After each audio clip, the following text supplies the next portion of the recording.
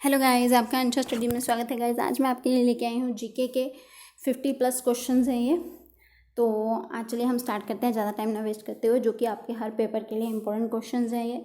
तो आप प्लीज़ मेरे चैनल को सब्सक्राइब, लाइक एंड शेयर करिएगा, ओके। और ये देखिए, चोल वंश का प्रसिद्ध शासक कौन था? करिकाल चोल वंश का प्रसिद्ध शासक था, ओके। अब ये देखिए, चेलिया समिति का संबंध है प्रत्यक्ष एवं अप्रत्यक्ष कर प्रणाली सुधार से रिलेटेड है। कौन सी समिति? चेलिया समिति है। अप्रत्यक्ष और प्रत्यक्ष कर प्रणाली में सुधार से रिलेटेड है, ओके।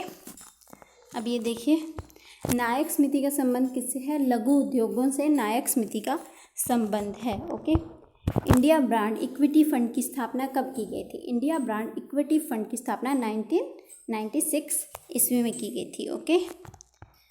कंप्यूटर डाटा की सबसे छोटी इकाई कौन सी होती है? बिट कंप्यूटर डाटा की सबसे छोटी इकाई होती है, ओके। भारतीय संविधान पर सबसे अधिक प्रभाव किसका पड़ता है? भारत सरकार अधिनियम 1935 का, जो कि हमारा कैबिनेट मिशन आया था, उसके बाद हमारा संविधान बनाया गया है। लेकिन संविधान में जो बातें 1935 के अधिनियम में थी, वो तकरीबन सारी की सारी उसमें ले ली गई हैं, हमारे संविधान के द्वारा अडॉप्ट कर ली गई हैं। तो इसलिए ज़्यादा प्रभाव उस 1935 का भी माना जाता है, ओके। अरावली पर्वत के सर्वोच्च शिखर का नाम क्या है? गुरु शिखर अरावली पर्वत का सबसे बड़ा शिखर है, ओके। ये देखिए, भारतीय संघवाद को किसने सहकारी संघवाद कहा है? जी ऑस्टिन ने सहकारी संघवाद कहा है, ओके। झेलम, चिनाब, रावी, ब्यास तथा सतलुज किस नदी की सहायक नदियां हैं? सिंधु नदी की ये सहायक नदियां हैं, ओके। नागार्जुन सागर बांध किस नदी पर बनाया गया है? कृष्णा, आंध्र प्रदेश। अगर आपको जो भी इम्पोर्टेंट बांध है हमारे, उससे रिलेटेड ट्रिक के साथ अगर आपको लर्न करना है, तो आप मेरी प्रीवियस वीडियो में जाके देख सकते हैं। मैंने एक पहले वीडियो बनाई है जिसमें मैंने ट्रिक्स के साथ बताया है कि आप इनको कैसे लर्न कर सकते हैं, कि कौन से राज्य में है या कौन सी नदी पे बने, जो भी हमारे इम्पोर्टेंट बांध हैं, ओके। चेर वंश का शासन किस क्षेत्र पर था? केरल पर था, ओके। जो चेर वंश है, इनका शासन कौन सा था? केरल में, यानी साउथ में था, ओके।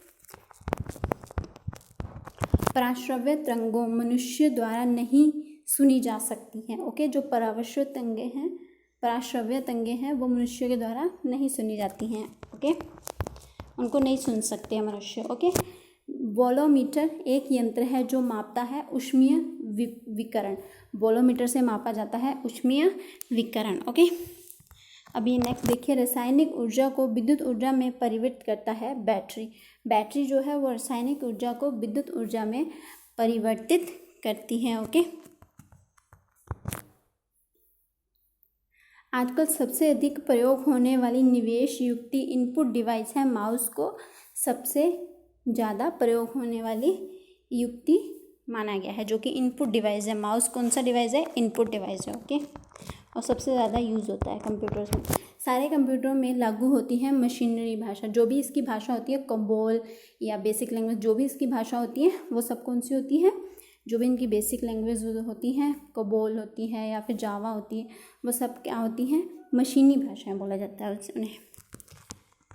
देखिए, मूल अधिकार को सर्वप्रथम किस देश में संवैधानिक मान्यता प्रदान की गई थी? जो संयुक्त राज्य अमेरिका है, वहाँ पे मौलिक अधिकार, जो हमारे पहले 7 थे लेकिन अभी 6 मौलिक अधिकार हैं हमारे, जो कि 14 से लेके 35 तक आते हैं। तो इनको संयुक्त राज्य अमेरिका ने सबसे पहले मान्यता दी थी, ओके। सभी देशों में संयुक्त राज्य अमेरिका ने सबसे पहले अपनाया था इन्हें। भारतीय संविधान के किस भाग में पंचायती राज से संबंधित है? भाग 9 में पंचायती राज से रिलेटेड बातें कही गई। अगर आपको जानना है कि इसमें जो 29 विषय हैं वो कौन कौन से हैं जो पंचायती राज में हैं, तो आप वो मेरी प्रीवियस वीडियो जाके देख सकते हैं। उसमें पंचायती राज से 2-3 वीडियो मैंने इन्हीं के ऊपर बनाई हैं कि जो पंचायती राज है वो क्या है, किस तरीके से है, उसमें जाके आप वीडियो में देख सकते हैं, ओके।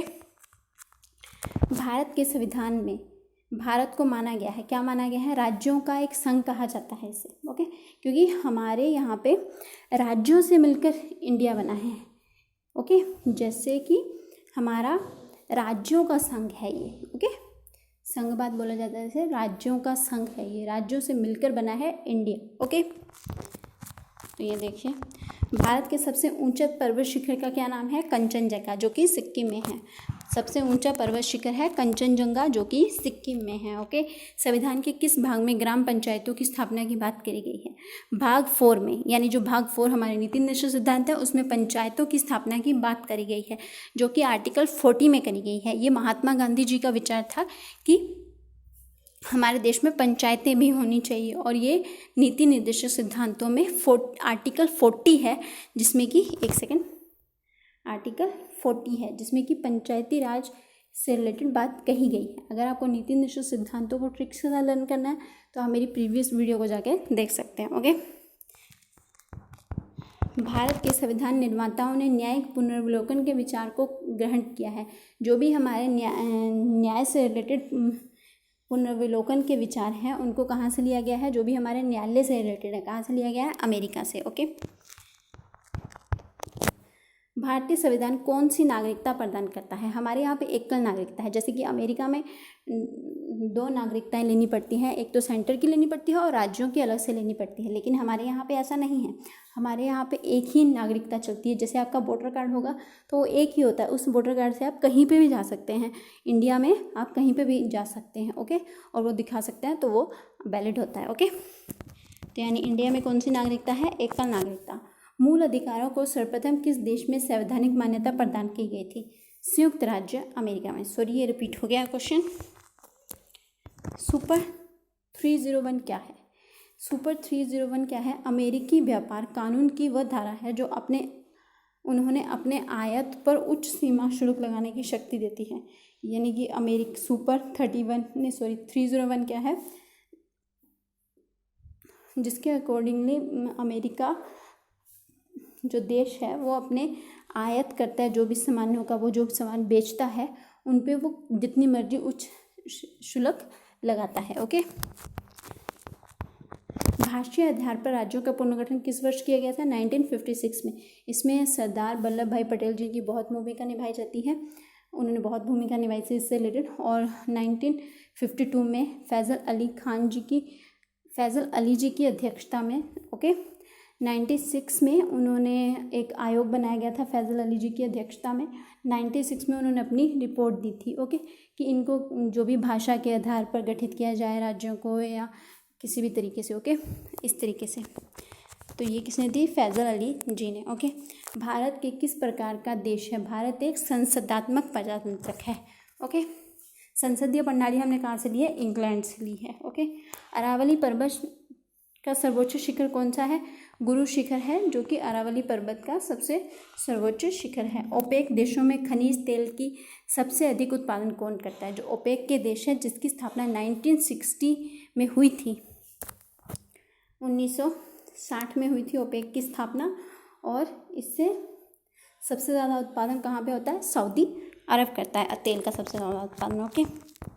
ओपेक जो है ये जो भी पेट्रोलियम वाले देश हैं जहाँ पे पेट्रोल ज़्यादा होता है उन देशों का एक संघ है। ओके। और सबसे ज़्यादा कहाँ होता है पेट्रोल? सऊदी अरब में। थोरियम का सबसे अधिक भंडार कहाँ पाया जाता है? इंडिया में थोरियम का सबसे अधिक भंडार पाया जाता है। मुक्त रूप से निलंबित चुंबकीय सुई की दिशा में टिकती है उत्तर दक्षिणी दिशा में। ओके, एक सेकंड देखिए नेक्स्ट। मुक्त व्यापार से क्या तात्पर्य? आयात एवं निर्यात पर कोई प्रतिबंध नहीं होता है। जहाँ पे मुक्त व्यापार उसे कहते हैं जहाँ पे आय करो या निर्यात करो, बेचो या खरीदो, उस पर कोई प्रतिबंध ना हो। ओके। हैदराबाद एवं जम्मू कश्मीर 500 से अधिक रजवाड़ों देशों रियासतियों के भारत में विलय के लिए कौन उत्तरदायी है? सरदार वल्लभ भाई पटेल जी। ओके। भारतीय संविधान में राज्य के नीति निर्देशक तत्वों की संकल्पना किस देश के संविधान पर आधारित है? आयरलैंड के संविधान पर आधारित है। किस अनुच्छेद के तहत संसद को नागरिकता संबंध में कानून बनाने का अधिकार प्रदान किया गया है? आर्टिकल 11 में। ओके। न्यायिक समिति का संबंध किससे है? जो न्यायिक समिति है उसका संबंध है लघु उद्योगों से है। भारत की किस प्रकार का देश है? भारत एक संसदात्मक प्रजातंत्र है। भूगोल का जनक किससे कहा जाता है? हिकैटियस को भूगोल का जनक कहा जाता है, हिकैटियस को। रंजीत सागर बांध किस नदी पर बना है? रावी नदी पर, जो कि है पंजाब में। सिंधु नदी की कुल लंबाई कितनी है? 2880 किलोमीटर्स। ओके। मुजरिस किस राज्य की प्रमुख बंदरगाह था? ये जो 4 राज्य था ना, इनकी मुजरिस बंदरगाह थी। ओके। संगम युग में उरैयू किसके लिए विख्यात था? कपास के व्यापार से क्या महत्वपूर्ण केंद्र माना जाता है उरैयू को? ओके। तमिल काव्य का इलियड कहा जाता है शिल्प पपादी कारम को। ओके। ये देखिए नेक्स्ट, किस पर्वतमाला को सह्याद्री के नाम से जाना जाता है? जो पश्चिमी घाट है उन्हें सह्याद्री के नाम से भी जाना जाता है। ओके। भारत का कौन सा पर्वत नवीन पर्वत है? जो कि हिमालय पर्वत है, वो कौन सा पर्वत है? नवीन पर्वत है। भारतीय संघवाद को किसने सरकारी संघवाद कहा है? जी ऑस्टिन ने। 10 लाख बाइट्स लगभग होते हैं मेगाबाइट्स। जो 10 लाख बाइट्स होते हैं उनको क्या बोला जाता है? मेगाबाइट्स। रासायनिक ऊर्जा का विद्युत ऊर्जा में परिवर्तित करता है। बैटरी रासायनिक ऊर्जा को विद्युत ऊर्जा में परिवर्तित करती है। ध्रुवों पर नमन कोण का मान कितना होता है? 90 डिग्री। ओके। भारतीय नागरिकों के मौलिक अधिकारों का वर्णन संविधान के किन अनुच्छेदों में है? संविधान के 12 से लेके 35 तक, जो मैंने आपको पहले बताया था। नागरिकों के लोप होने का एक नियम क्या है? देशद्रोह का अपराध सिद्ध होने से नागरिकता लुप्त हो जाती है, यानी खत्म हो जाती है नागरिकता। नरसिम्हा समिति के किस संबंध में अपने सुझाव केंद्र सरकार को दिए? बैंकिंग संरचना संबंधी जो भी सुझाव है वो किस समिति ने दिए थे? नरसिम्हा समिति ने बैंकिंग संरचना सुधार संबंधी। ओके। शुष्क सेल, प्राथमिक सेल को शुष्क सेल कहा जाता है।